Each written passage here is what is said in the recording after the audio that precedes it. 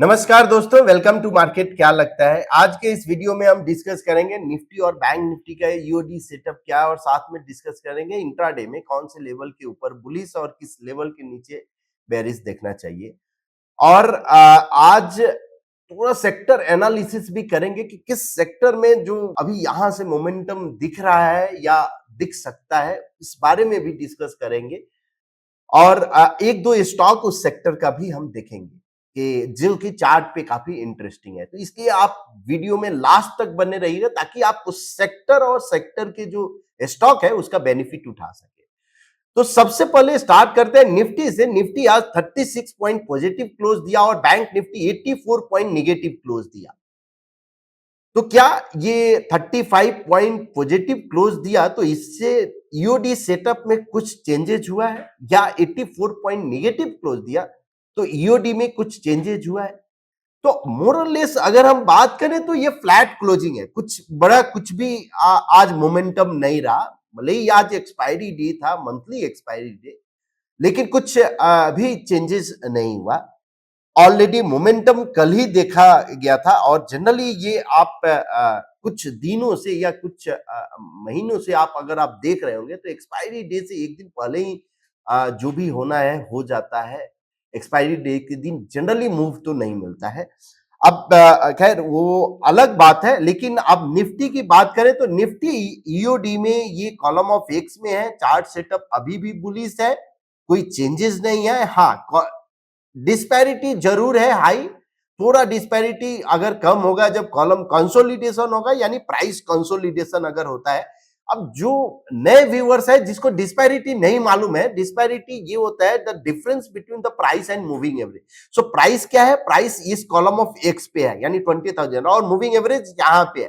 तो जब अगर मूविंग एवरेज और प्राइस के बीच का डिफरेंस अगर बढ़ जाता है तो इसको डिस्पैरिटी बोलते हैं। तो जनरली प्राइस एवरेज के नजदीक आने की कोशिश करता है और फिर से ही रन अप यानी स्टार्ट होता है, यानी फिर से ट्रेंड कंटिन्यू रहता है। तो ये इसको डिस्पैरिटी बोलते हैं। तो यहां पे करंट सिनारियो में डिस्पैरिटी हाई है, पॉसिबिलिटी कॉलम कंसोलिडेशन हो सकता है। साथ में ब्रेथ भी अगर हम देखेंगे निफ्टी 50 या 500 का, सो एक्सट्रीम जोन में जा चुका है।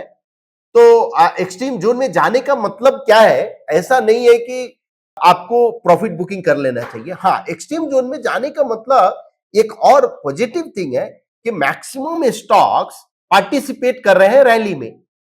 अब जब अगर एक्सट्रीम जोन में गया है तो पॉसिबल क्या होगा कि थोड़ा एक करेक्शन, यानी 100-200 पॉइंट का ये करेक्शन, फिर यानी कॉलम कंसोलिडेट, फिर कॉलम ऑफ एक्स, फिर कॉलम ऑफ ओ, और उसके बाद फिर से एक रन। उसमें ब्रेथ जो है आपका क्या होगा?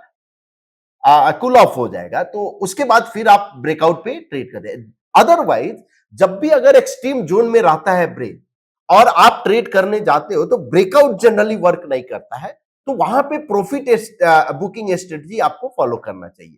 तो either intraday strategy, fresh positional जरूर अवॉइड करना चाहिए। फ्रेश पोजिशनल, फिर से मैं रिपीट कर रहा हूं, इंट्राडे ऐसा नहीं। इंट्राडे आप कर सकते हो, करो, प्रॉफिट बुकिंग स्ट्रेटजी उसमें इंप्लीमेंट कर सकते हो, और फ्रेश पोजिशनल अवॉइड आप करो। और या दूसरा सेक्टर आप जो जो जो ढूंढो जहां पे आपको उसका ब्रेथ अभी भी कूल ऑफ है। तो ये निफ्टी का ओवरऑल अगर हम बात करें, चार्ट सेटअप अभी भी बुलिश है। और बैंक निफ्टी का चार्ट सेटअप में क्या है? बैंक निफ्टी में कोई भी चेंजेस नहीं हुआ। जो कल मैंने डिस्कस किया था सब कुछ वही है। कोई भी चेंजेस नहीं हुआ बिकॉज 84 पॉइंट निगेटिव क्लोज दिया है। सो इसका न्यूट्रल जो सेटअप होगा, अगर प्राइस 43,980 के नीचे अगर क्लोज होता है तो सेटअप न्यूट्रल हो जाएगा। अब इंट्राडे में अगर हम देखें तो आज एक्सपायरी है, इसलिए हम फ्यूचर का चार्ट नहीं लगाकर हम स्पॉट का चार्ट लगाए हैं। अगर कल प्राइस 20,155 के ऊपर अगर स्पॉट पे सस्टेन होता है 5 मिनट, तो पॉसिबल एक अपसाइड मूव आपको 20,211 और उसके ऊपर भी आपको मिल सकता है। और डाउन साइड अगर 20,040 के नीचे सस्टेन होता है तो पॉसिबल डाउन साइड मूव एक नीचे का मिल सकता है। चार्ट सेटअप अभी भी बुलिश है, बेरिश नहीं हुआ है। अब देखते हैं निफ्टी बैंक का। तो निफ्टी बैंक का भी चार्ट सेटअप इंट्राडे में बुलिश है।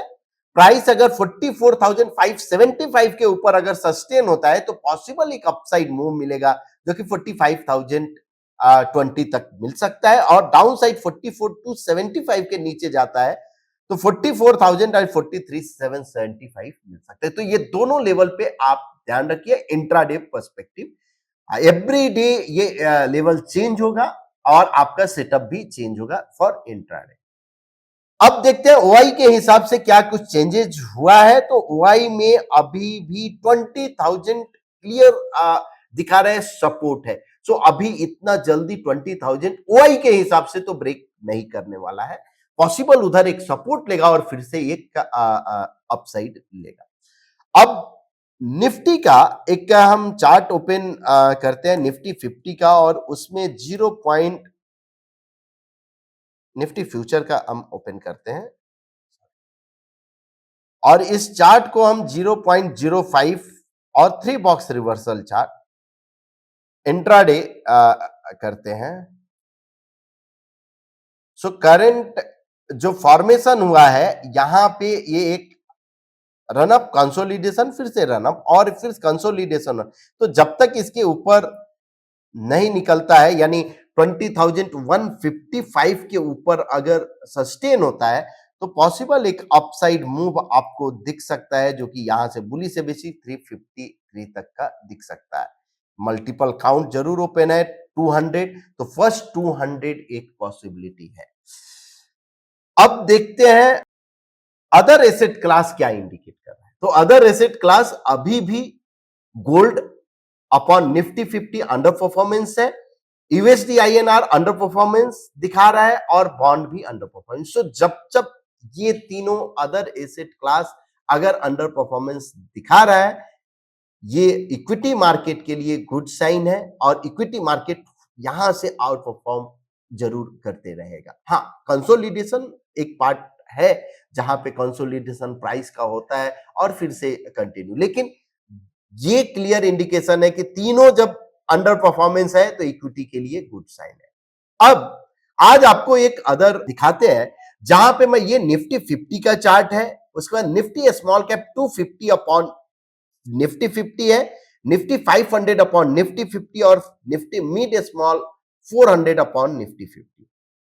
ये तीनों ऐसे अगर तीनों का अगर हम आरएस चार्ट, यानी आप बोल सकते हो कि आरएस चार्ट है, तो यहां पे स्मॉल कैप 250 कल तक जो है ये कॉलम ऑफ हो और ये कंसोलिडेशन था। इसका मतलब क्या है कि लास्ट 2 डेज का जो रैली था, स्मॉल कैप पार्टिसिपेशन नहीं हुआ, मिड स्मॉल कैप 400 का भी पार्टिसिपेशन नहीं था, लेकिन निफ्टी 500 में था। अब ये आज जो है ये दोनों में, यानी स्मॉल कैप 250 और मिड स्मॉल में दिखा है कि थोड़ा इसमें एक ब्रेकआउट आ रहा है। तो अब मेरे माइंड में होगा कि निफ्टी स्मॉल कैप 250 अगर यहां से आरएस पे ब्रेकआउट दे रहा है तो इसका कौन सा स्टॉक मेरे लिए आउट परफॉर्मर हो सकता है, या कोई स्टॉक हम कैसे ढूंढेंगे। तो आप क्या कर सकते हो, आप अर्जुन में आप आओगे और अर्जुन में आपका स्कैनर है प्राइस, आरएस स्कैनर और PNF price and RS scanner. यहां पे हम स्मॉल कैप 250 सिलेक्ट किए। आप कोई भी पैटर्न आप ले सकते हो, हम टर्टल ब्रेकआउट ले रहे हैं कि टर्टल ब्रेकआउट बुलिश, ये प्राइस पैटर्न हम ले रहे हैं, डेली 0.25% और फ्रेश। उसके बाद यहां पे मैंने निफ्टी 500 से डिवाइड किया, 250 से नहीं करके 500 से किया। ब्रॉडर मार्केट मुझे देखना है कि ब्रॉडर मार्केट के अगेंस्ट क्या कौन सा स्टॉक जो आउट परफॉर्मेंस दिखा है, और यहां पे सिंपल डबल टॉप बाय लिया। ये आरएस पे हम रन कर रहे हैं और फ्रेश किया, स्कैन करेंगे तो ये 250 स्टॉक रन करेगा प्राइस पे भी और आरएस पे भी, और रिजल्ट आने के बाद ये दिखाएगा कि इतने स्टॉक है आउट ऑफ 250 जो कि हमने जो पैटर्न दिया था टर्टल ब्रेकआउट बुलिश और आरएस पे डबल टॉप बाई, ये दोनों मीट किया। तो आपका स्कैन ये हो गया। समझ आया कि 1 2 3 4 5 6 7 8 9 10 11 12 स्टॉक जो है ये आउट ऑफ 250 ये इसने स्कैन करके दिया। अब इसमें एक एक स्टॉक का हम चार्ट देखेंगे और कुछ अगर मिलता है यहाँ पे बहुत ज्यादा कुछ नहीं है। हाँ, स्टॉप लॉस 540 का है। अगर अफोर्डेबल देखें तो जरूर ट्रेंड फॉलोइंग है, बट वेट करेंगे, हम किसी कोई दूसरा इंस्ट्रूमेंट देखेंगे। यहाँ पे अभी हम इग्नोर करेंगे डेल्टा कॉर्प, इग्नोर करेंगे बिकॉज बहुत एक फॉल है। उसके बाद का है हुडको में भी इग्नोर करेंगे, लेकिन स्ट्रॉन्ग है बट इग्नोर करेंगे बिकॉज ऑफ कॉलम ऑफ वो है। मेदांता ये स्टॉक इंटरेस्टिंग दिख रहा है स्मॉल कैप में। यहां पे बुलिश एबीसी भी है। पैटर्न जो फेलियर लेवल है बिलो 894 या 90 के नीचे है। अब यहां से अगर निकलता है तो पॉसिबल एक अपसाइड मूव मिल सकता है। तो मेदांता मेरे लिए एक हो गया है। एनबीसीसी में कॉलम ऑफ एक्स में है रिट्रेसमेंट और उसके बाद का फॉलो थ्रू इंटरेस्टिंग हो सकता है। NLC India interesting bullish ABC formation, series of bullish anchor column retrace हुआ था, अभी डिस्पैरिटी भी कम हुआ। अब ये निकलता है तो पॉसिबल एक अपसाइड मूव मिल सकता है।